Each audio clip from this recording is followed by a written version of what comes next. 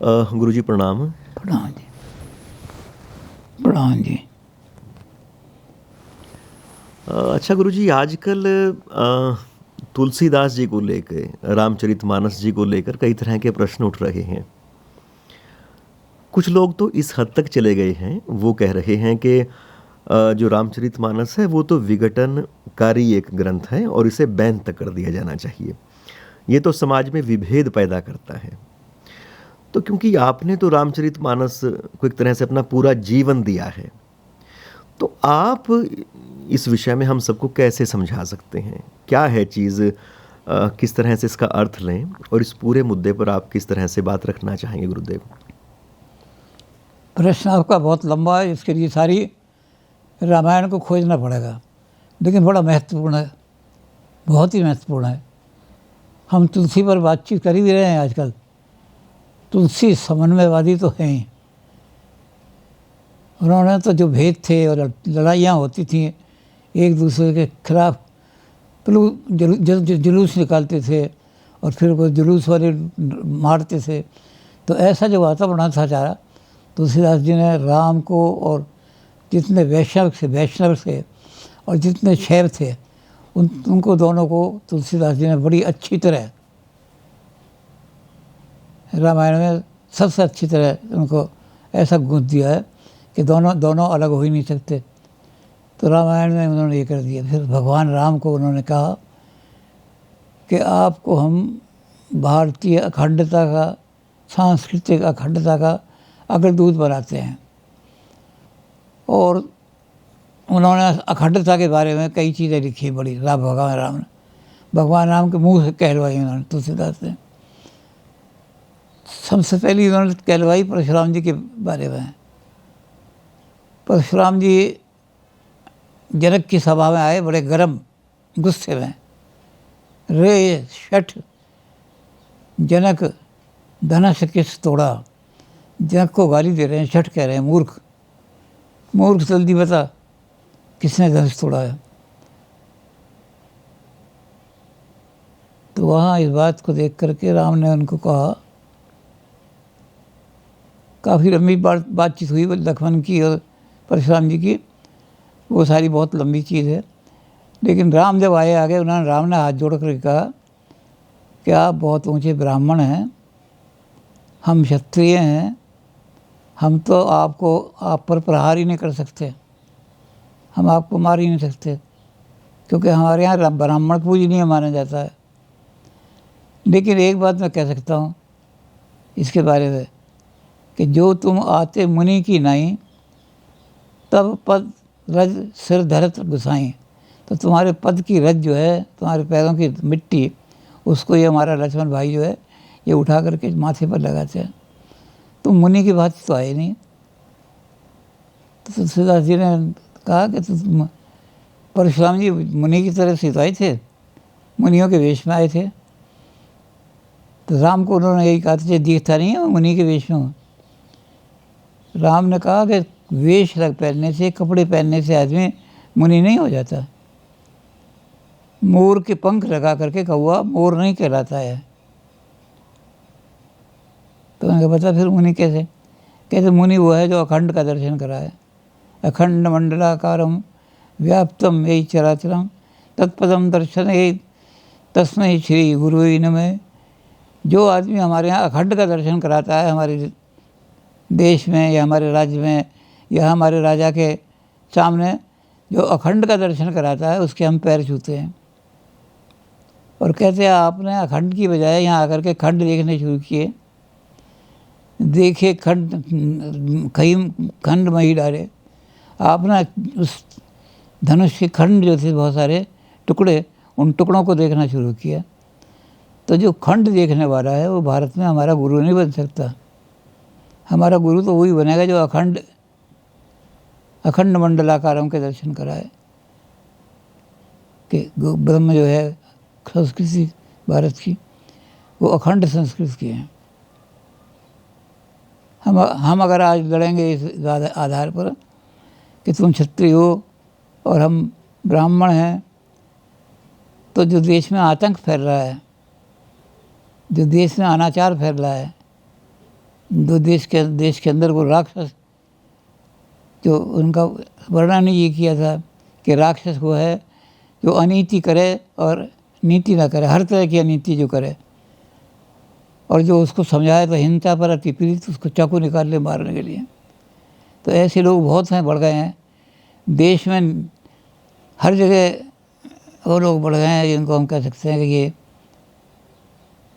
अत्याचारी हैं, अनंत को मारने वाले हैं, धन अलक्ष्य को मारने वाले हैं, धन को अपना देवता समझते हैं, लूट मार करने वाले हैं। तो सारे के सारे राक्षसों का कल्याण इनको कल्याण को मार करके और देश में जो ऐसी संस्कृति स्थापित करनी है जो अखंड हो। मैं ब्राह्मण नहीं हूँ, तू क्षत्रिय नहीं है, हम सब एक हैं और सब एक का काम लाएंगे, देश में एकता आएगी कि हम सब एक हैं, तभी देश का कल्याण होगा। तो परशुराम जी एकदम घबरा गए। उन्होंने कहा कि सुन, भगवान के राम के इस वचन सुन करके उन्होंने कहा कि मुझे जो तुमने वचन सुनाए हैं तो उखरे पटल परसधर मति के। तो परसधर जो थे परशुराम, उनकी मति पर पर्दा पड़ गया था। देश को बांटो, अलग अलग, कोई गुजर है, कोई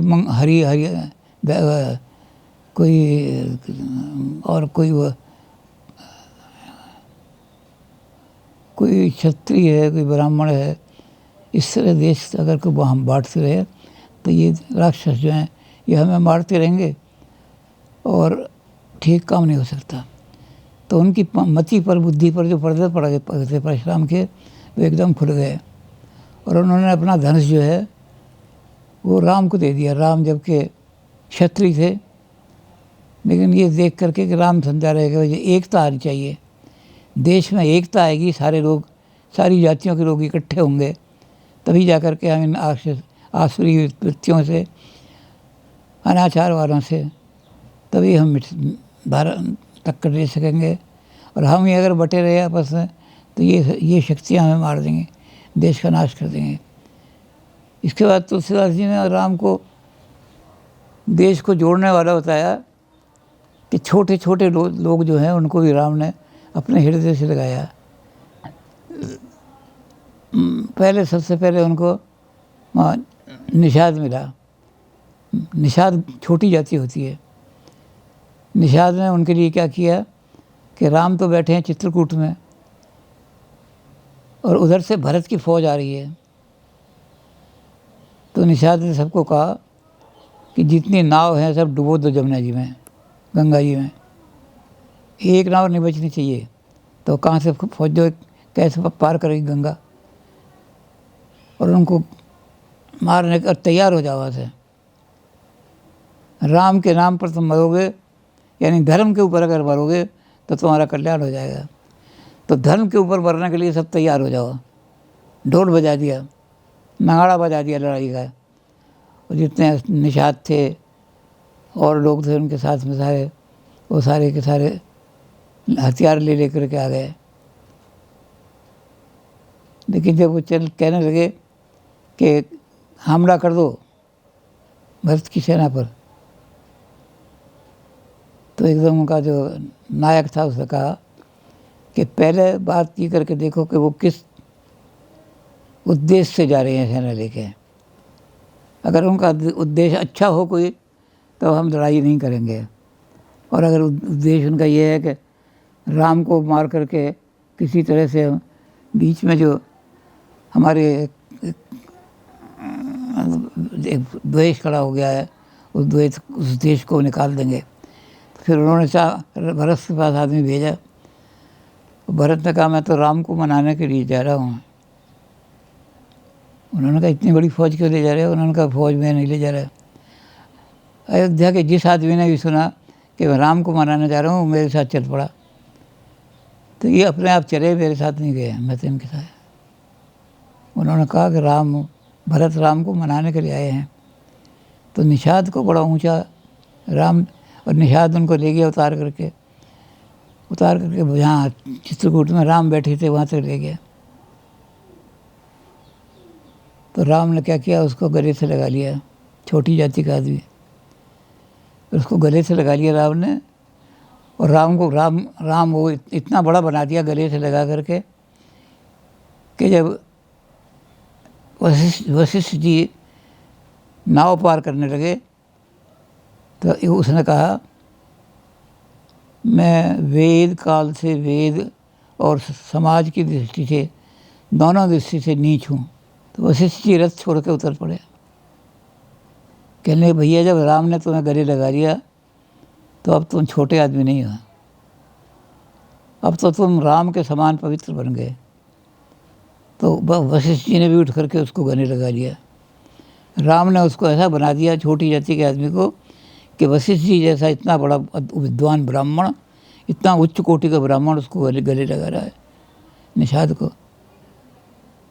इसी तरह राम जब चित्रकूट में बैठे थे तो उनके पास 3 तरह के आदमी आए। पहले देवता आए। देवताओं के लिए इन्होंने लिखा है, आए देवता सदा स्वार्थी, वचन कहें मानो परमार्थी। देवता हमेशा अपने स्वार्थ के लिए आते हैं। हर एक देवता ने अपना सुख सुनाया, मेरा धन, रावण ने मेरी गद्दी छीन ली, रावण के लड़के ने हमें निकाल दिया स्वर्ग से। किसी ने राम से ये नहीं पूछा कि तुम्हारी क्या हालत है, तुम्हें निकाल दिया, तुम जंगल में मारे फिर रहे हो। तो देवताओं को राम ने सुना और उन्होंने कहा तो ये स्वार्थ के लिए आए हैं अपने भाई। तो रावण ने उनकी बात सुन कर के विश्वास दिला दिया। ये जैसे राजनीतिक आदमी यही काम करते हैं। उनकी जो आदमी अपना मेमोरेंडम लेके आता है, वो मेमोरेंडम दिखाया, वो कहते हैं हाँ ठीक हो जाए, कर देंगे, हम पुल बना देंगे, जहाँ नदी भी नहीं है वहाँ पुल बनाने का वादा कर देते हैं, वो जान के चले जाते हैं। तो उनको गले नहीं लगाया राम ने, वो तो चले गए ऐसे। तो अब कौन आए, अब मुनि आए सारे के सारे।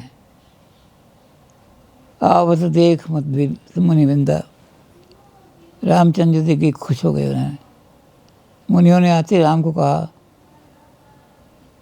राम ने कहा क्या दिक्कत है। उन्होंने कहा कि हमें राक्षसों से बहुत तत्पराते हैं, हमारे यज्ञ को ही नाश कर देते हैं, यज्ञ में आके। तो राम जी उनके चरणों में लेट गए। तो लक्ष्मण ने कहा कि आप इनके चरणों में क्यों लेट गए। राम ने कहा, हमारे देश में एक परंपरा है कि जो त्याग करता है वो महान होता है। इन्होंने सब कुछ त्याग दिया। आदमी अपना नाम नहीं त्यागते, इन्होंने नाम भी त्याग दिया। जिसका नाम मनमोहन लाल था, उसका नाम आनंदगिरी कर दिया इन्होंने। ऐसे नाम रख देते हैं, तो आनंद भी त्याग दिया। तो इसको उनको पूजा करो, और पूजा करना योग्य है। तो उनकी पूजा करके भगा दिया, पूजा करके उनकी तो आवत देखूँ। लेकिन ये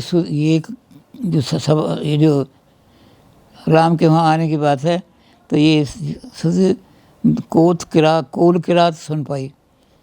कोल किरात जंगल के भील थे, कोल थे, बिल्कुल ऐसे उपेक्षित जाति, पहाड़ी वनवासी जाति, जिसको कोई छूता भी नहीं। वो राम के पास भी आए, राम उन्हें मिलने के लिए, राम से उनके चाहे मिल आए सारे से। तो इनके पास क्या था, इनके पास कंदमूल को बरदौना, चले जैसे सोना लूटने जा रहे हैं। इनका काम लूटने का था। तो यहाँ राम के पास लूटने के लिए गए तो क्या मिला, राम का स्नेह, राम का प्यार। राम ने उनकी बात जो सी अपनी गोद में बिठा करके, जैसे बाप जो है बेटे की बात सुनता है, इस तरह राम ने उनकी बात की। उन निषाद और छोटे लोगों, कोल किरात लोगों को राम ने अपने पास बिठाया, निकट बिठाया, और निकट बिठा करके अपनी गोद में बिठा करके इस तरह से बात की जैसे बाप अपनी औलाद से बात करता है। तो राम जो है वो सारी जातियों को इकट्ठा करके, सारी जातियों को उन्होंने बिल्कुल एक साथ इकट्ठा कर दिया, दूर कर दिया। और अपने साथ जो ब्राह्मण आए थे उनको भी ये कर दिया मजबूर कि उनको छोटी जातियों को गले लगाएं। तो सबको अपने साथ जुड़ा दिया। अंत में विधि वो गए थे भिल्ली के साथ।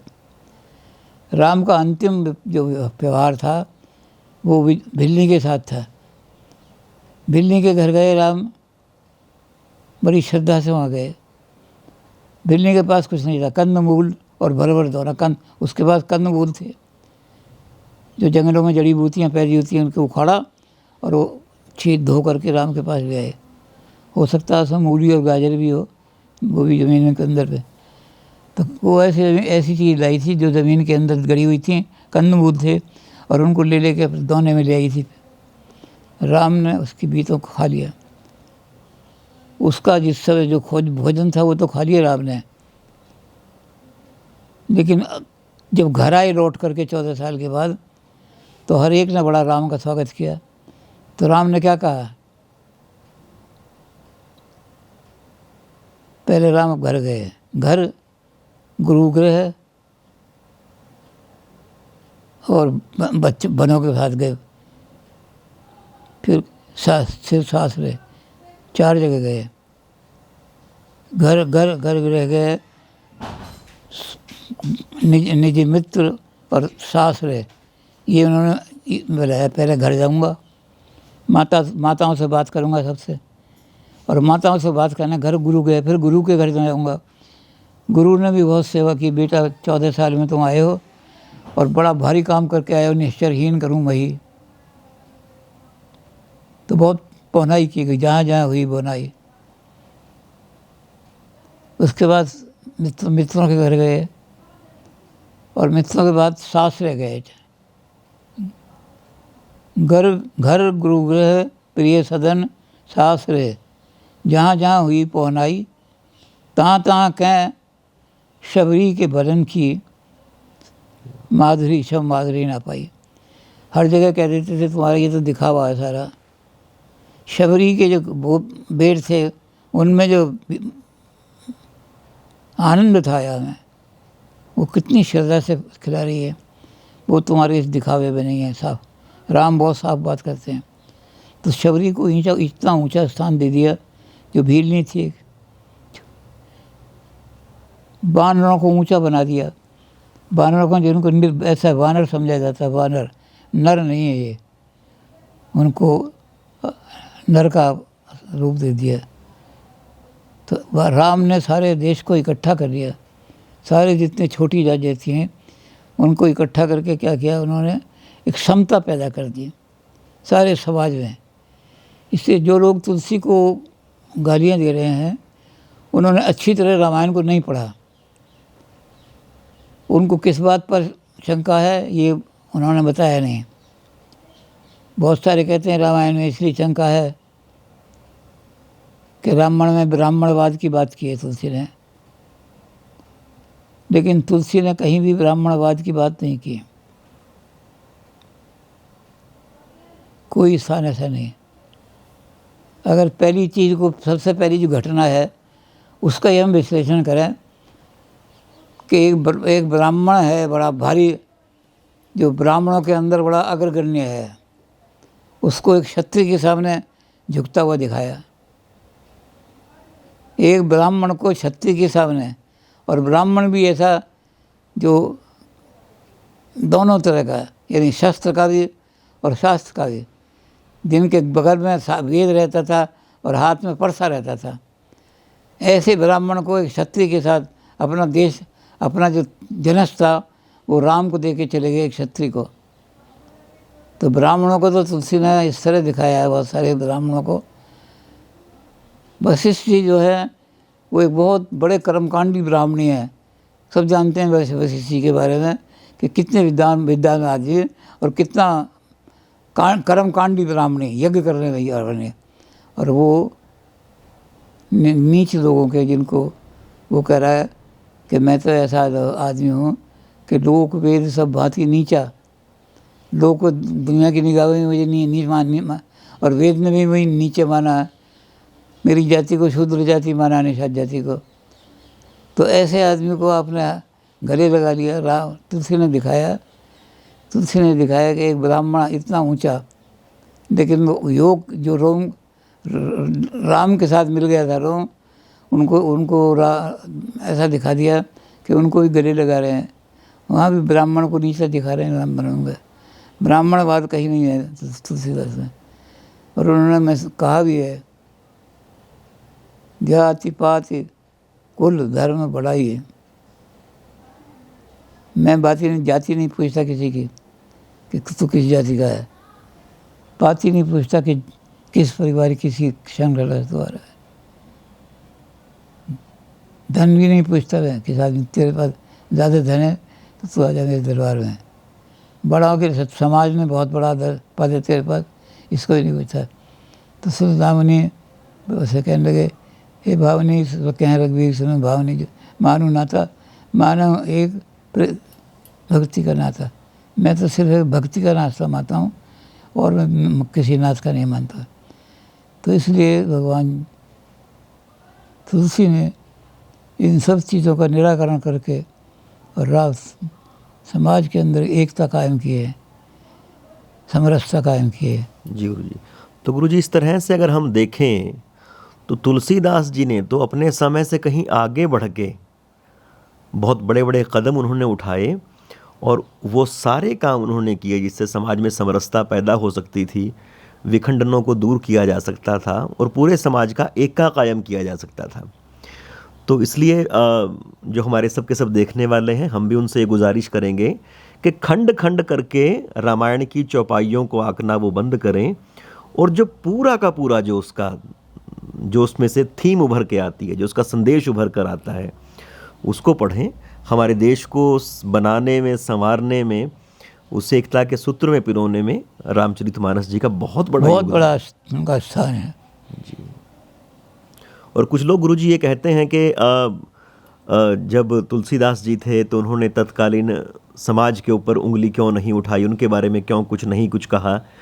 तो उन लोगों को भी आपके जो पुराने लेक्चर्स हैं आपने बार बार बताया है कि जो उन्होंने राक्षस की जो संज्ञा दी है, मतलब जो ब्राह्मणों के गांवों को आग लगाते हैं या धेनुओं के जो दुश्मन हैं, तो उन्होंने पूरा का पूरा वो जो समकालीन समाज है उसको एक संकेत के रूप में चित्रित कर दिया है, उस समय की युग की चुनौतियों को, और उसका समाधान प्रस्तुत किया है। बिल्कुल अपने समय की सारे पार्टी को उन्होंने इस रूप में दिखाया है कि ये सब राक्षस लोग थे, क्योंकि वो लोग बड़े लूट मार में करते थे हिस्सा, स्त्रियों को उठा के ले जाते थे, ऐसे सारे काम कर यज्ञों में रक्त छिड़क देते थे।